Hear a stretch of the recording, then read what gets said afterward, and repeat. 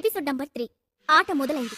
సాగర్ను కలవడానికి వెళ్తున్నానని తన తండ్రితో చెప్పి బయలుదేరిన వైభవ్ 10 నిమిషాల్లోనే పక్కనే ఉన్న షాప్ లో అతని కోసం వెయిట్ చేస్తున్నాడు. మరో 5 నిమిషాల్లోనే అక్కడికి చేరుకున్న సాగర్ నేరుగా వెళ్లి వైభవ్ ఎదురుగా ఉన్న చైర్లో కూర్చుని విషయం ఏంటో చెప్పు అని డైరెక్ట్ గా అడిగాడు. చెప్తాలే కానీ ముందు నువ్వెలా ఉన్నావో అది చెప్పు అని అడిగాడు వైభవ్. పరామర్శలు అవసరం లేదు, పాయింట్ రండి సీరియస్ గా అన్నాడు సాగర్. చూస్తుంటే నీ కోపం ఇంకా పోయినట్టు లేదు. ఓకే, నీ టైం వేస్ట్ చేయను, మాకు నీ నుండి ఒక హెల్ప్ కావాలి. సాగర్ నే సూటిగా చూస్తూ స్ట్రైట్ గా అడిగాడు వైభవ్. ఆ మాట వినగానే సాగర్ విరక్తిగా నవ్వి ది గ్రేట్ అగ్నిహోత్రి ఫ్యామిలీకి నాలాంటి ఒక సామాన్యుడి హెల్ప్ కావాలా, వింతగా ఉందే అని వేటకారంగా అన్నాడు. రే సాగర్, నీ కోపం పక్కన పెట్టి నేను చెప్పేది ఒక్కసారి పూర్తిగా విను. 6 నెలల క్రితం వరకు మన కంపెనీ పరిస్థితి బాగానే ఉంది, కానీ ఒక్కసారిగా మనం ఇన్వెస్ట్ చేసిన షేర్స్ అన్నిటిలో భారీగా లాస్ అయ్యాం. 100 కోట్లలో నష్టం వచ్చింది. ఈ విషయం మన కంపెనీలో ఇన్వెస్ట్ చేసిన వాళ్ళకి తెలిసి వెంటనే తమ డబ్బును తిరిగి ఇవ్వమని ఒత్తిడి చేస్తున్నారు. ఇదంతా తట్టుకోలేక తాతయ్య హెల్త్ దెబ్బతింది. ఆయన 24 గంటలు అదే ఆలోచిస్తూ భయంతో టెన్షన్ పడుతున్నారు. ఆయన చేతుల్లో ఎదిగిన కంపెనీ ఇప్పుడు కళ్ళ ముందే కూలిపోతే ఆయన తట్టుకోలేరు. అందుకే ఇప్పుడు నువ్వు మన కంపెనీలో ఇన్వెస్ట్ చేస్తే పరిస్థితులన్నీ చక్కబడతాయి, ఏమంటావు అని ఆశగా సాగర్ కళ్ళలోకి చూస్తూ అడిగాడు వైభవ్. అతను చెప్పింది విన్న సాగర్ కి వాళ్ళు తనను పిలిచింది తనపై ప్రేమతో కాదని తన దగ్గరున్న డబ్బు కోసమని పూర్తిగా అర్థమైంది. అందుకే మానవ సంబంధాలన్నీ కేవలం ఆర్థిక సంబంధాలే అని కార్ల్ మార్క్స్ ఎప్పుడూ చెప్పాడు అని నిరాశగా తనలో తానే అనుకుని వైభవ్ వైపు చూసి ఎంత డబ్బు కావాలి తన ముందున్న కాఫీని సిప్ చేస్తూ అడిగాడు సాగర్. 800 కోట్లు సింపుల్ గా చెప్పాడు వైభవ్. ఆ మాట వినగానే సాగర్ కి ఒక్కసారిగా పొలమాడంతో కాఫీని తుంపర్లుగా బయటకు ఉమ్మేశాడు.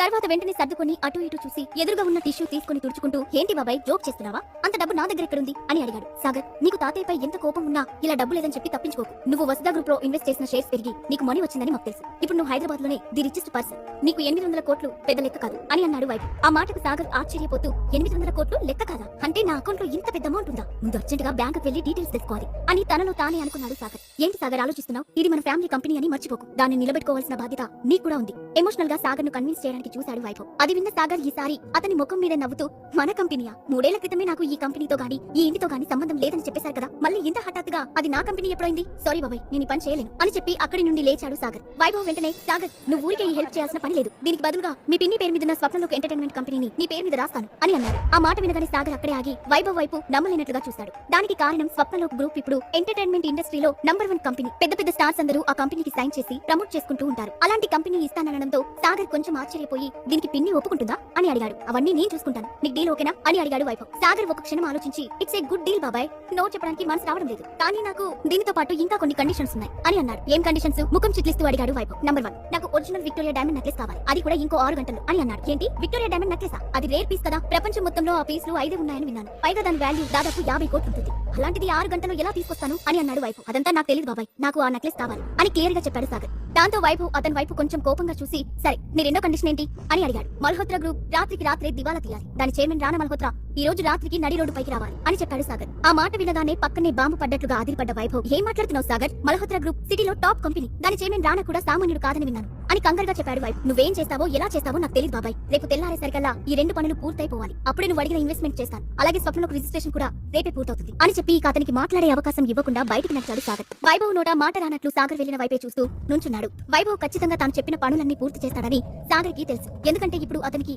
సాగర్ తప్ప మరో ఆప్షన్ లేదు. దాంతో అతను ఉత్సాహంగా కాఫీ షాప్ నుండి బయటకు వచ్చి ముందు అఖిల కంపెనీకి అవసరమైన 40 కోట్లు ఆమె అకౌంట్ కి ట్రాన్స్ఫర్ చేయాలి, అఖిల హ్యాపీగా ఫీల్ అవుతుంది అని అనుకుంటూ తన మొబైల్ బయటకు తీశాడు. ఇంతలో మెసేజ్ టోన్ టింగ్ అంటూ మోగింది. అది అఖిల దగ్గర నుండి వచ్చిన మెసేజ్ కావడంతో సాగర్ వెంటనే దాన్ని ఓపెన్ చేశాడు. ఈ రోజు ఈవినింగ్ సురేఖ ఆంటీ ఇంట్లో ఫ్యామిలీ ఫంక్షన్ ఉంది, మనం తప్పకుండా వెళ్ళాలి, నీ అకౌంట్ లో 30,000 ట్రాన్స్ఫర్ చేస్తున్నా, మంచి సూట్ కొనుక్కొని టైంకి ఇంటికి వచ్చాయి అని ఉంది. అది చూసిన సాగర్ నవ్వుకుంటూ నేను నీకు 40 కోట్లు ట్రాన్స్ఫర్ చేయాలనుకుంటే నువ్వు నాకు 30,000 ట్రాన్స్ఫర్ చేసావా డార్లింగ్ అనుకుని నవ్వుకున్నాడు. అఖిల సొల్యూషన్స్ మీటింగ్ హాల్లో సాగర్ కి అమౌంట్ ట్రాన్స్ఫర్ చేసిన అఖిల తన మొబైల్ పక్కన పెట్టి అప్పుడే లోపలికి వచ్చిన రానాను మర్యాదగా ఇన్వైట్ చేస్తూ please take your seat mister రానా అని అంది. రానా నవ్వుతూ వెళ్లి చైర్ లో కూర్చున్నాడు. వెంటనే అఖిల లేచి తాను చేస్తున్న ప్రాజెక్టు గురించి అతనికి ఎక్స్ప్లెయిన్ చేస్తూ పవర్ పాయింట్ ప్రెజెంటేషన్ ఇవ్వడం మొదలుపెట్టింది. ఫార్మల్ సూట్ లో ఉన్న అఖిల అందాలను వెనుక నుండే ఆస్వాదిస్తున్న రానా ఆమె చెప్పే ప్రాజెక్టు కన్నా ఆమె బాడీ మెజర్మెంట్స్ పై ఎక్కువ దృష్టి పెట్టాడు. 10 నిమిషాల్లో ప్రెజెంటేషన్ పూర్తి చేసిన అఖిల చైర్ లో కూర్చొని well mister Rana, that's my project, last time ఈ ప్రాజెక్ట్ లో కొన్ని ఎర్రర్స్ వచ్చిన మాట నిజం, బట్ మేము వాటిని కరెక్ట్ చేసి ప్రొడక్షన్ రీస్టార్ట్ చేస్తున్నాం, ఈసారి ప్రాజెక్టు తప్పకుండా సక్సెస్ అవుతుందని నమ్మకం మాకుంది, మీరేమంటారు అని అడిగింది. Of course Akhila, me project నాకు బాగా నచ్చింది, వెరీ ఇంప్రెసివ్, నేను తప్పకుండా ఇందులో ఇన్వెస్ట్ చేస్తాను అని వెంటనే చెప్పాడు రానా. Thank you mister Rana, thank you so much అని ఎగ్జైటింగ్ గా చెప్పింది అఖిల. రానా ఇందులో మనీ ఇన్వెస్ట్ చేస్తే ఆ ఫండ్స్ తో ముందు ప్రాబ్లం నుండి బయటపడొచ్చు అని మనసులోనే లెక్కలు వేసుకుంది. అయితే మన ఇద్దరం ఇక్కడ నుండి కలిసి బిజినెస్ చేయబోతున్నాం కాబట్టి మనం ఈ మూవ్మెంట్ ని సెలబ్రేట్ చేసుకోవాలి అఖిల, సో ఈ రోజు నేను ఇవ్వబోతున్న పార్టీకి నువ్వు తప్పకుండా రావాలి నవ్వుతూ అడిగాడు రానా. అది వినగానే అఖిల ముఖం సీరియస్ గా మారిపోయింది. అతని ఉద్దేశం ఆమెకు పూర్తిగా అర్థమవుతూనే ఉంది. అయినా కోపాన్ని కంట్రోల్ చేసుకుని సారీ రానా, ఈ రోజు నాకు ఫ్యామిలీ ఫంక్షన్ ఉంది, రావడం కుదరదు అని నిర్మోహమాటంగా చెప్పింది. ఆ మాటకు రానా ముఖం ఒక్కసారిగా కోపంగా మారిపోయింది. అయినా వెంటనే నవ్వుతూ ఇట్స్ ఓకే అఖిల, ఇవాళ కాకపోతే రేపు పార్టీ చేసుకుందాం, ఆ తర్వాత డీల్ ఫైనల్ చేసి అగ్రిమెంట్ పై సైన్ చేద్దాం, no problem, take your own time అని ఆమె కళ్ళలోకి చూస్తూ చెప్పాడు. అతను ఇండైరెక్ట్ గా పార్టీకి వస్తేనే డీల్ ఫైనల్ చేస్తానని చెప్తున్నాడని అర్థం చేసుకుంది అఖిల. దాంతో ఆమె కోపంగా పిడికిలి బిగించడం తప్ప ఏం చేయలేకపోయింది. ఇప్పుడు పార్టీకి ఒప్పుకోకపోతే చేతి దాకా వచ్చిన అవకాశం చేజారిపోతుంది. ఒప్పుకుంటే వీడు వేసే కోతి వేషాలు భరించాలి, ఇప్పుడేం చేయాలి అని ఆలోచిస్తూ ఉంది అఖిల. ఇంతలో ఆమె ఫోన్ లో మెసేజ్ టోన్ రావడంతో స్క్రీన్ వైపు చూసింది. బ్యాంక్ నుండి వచ్చిన ఏదో నోటిఫికేషన్ డిస్ప్లే అవడంతో వెంటనే దాన్ని ఓపెన్ చేసింది అఖిల. అందులో ఆమె అకౌంట్ లో 40 కోట్లు క్రెడిట్ అయినట్లు ఉండటంతో ఆమె ఒక్కసారిగా షాక్ అయింది. అంతలోనే పేదాలపై సంతోషంతో చిరునవ్వు కూడా వచ్చింది. కానీ ఆ అమౌంట్ ఎవరు ట్రాన్స్ఫర్ చేశారు అనే అనుమానం కూడా రావడంతో వెంటనే కళ్ళెత్తి రానా వైపు చూసింది. రానా ముఖంలో ఆమె ఎందుకు నవ్వుతుందో అర్థం కాని అయోమయం కనిపించింది. ఇంతలో ఆమె ఫోన్ పై మరో మెసేజ్ ప్రత్యక్షమైంది. ఈసారి అది సాగర్ నుండి వచ్చిన మెసేజ్.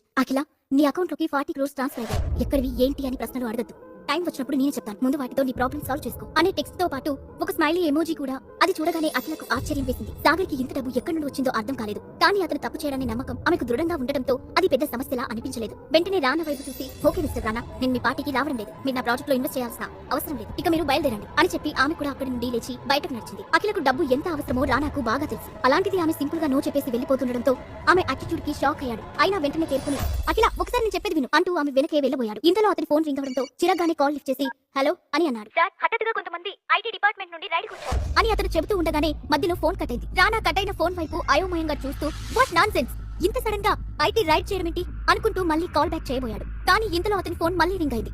అటువైపు నుండి ఆఫీస్ మేనేజర్ కాల్ చేస్తున్నాడు. అది చూడగానే రానా మనసు కీడు శంకించడంతో అనుమానంగానే కాల్ లిఫ్ట్ చేసి హలో అన్నాడు. సార్, మీరు ఎక్కడున్నారు?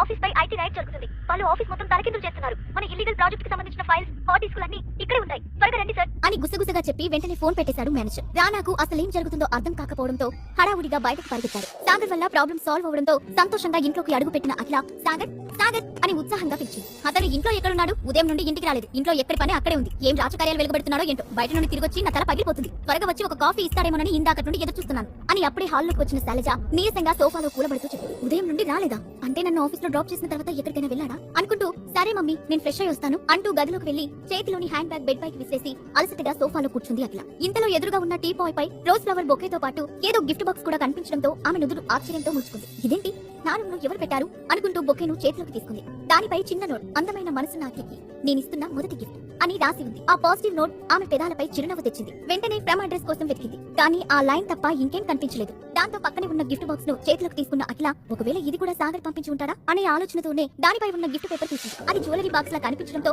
అనుమానంగా బాక్స్ ను ఓపెన్ చేసింది. అందులో కనిపించిన ఐటమ్ ను చూసి ఆమె ఒక్కసారిగా కళ్ళు పెద్దవి చేసి ఆశ్చర్యంతో నోరు తెరిచింది. సాగర్ అంత డబ్బు ఎలా ఇచ్చాడో అఖిల కనిపెట్టగలదా? ఫ్యామిలీ ఫంక్షన్ లో ఏం జరగబోతుంది? తన పతనానికి కారణం ఎవరో రానా మల్హోత్రా తెలుసుకోగలడా? ఈ ప్రశ్నలకు సమాధానాలు తెలుసుకోవాలంటే నెక్స్ట్ ఎపిసోడ్ వినాల్సిందే.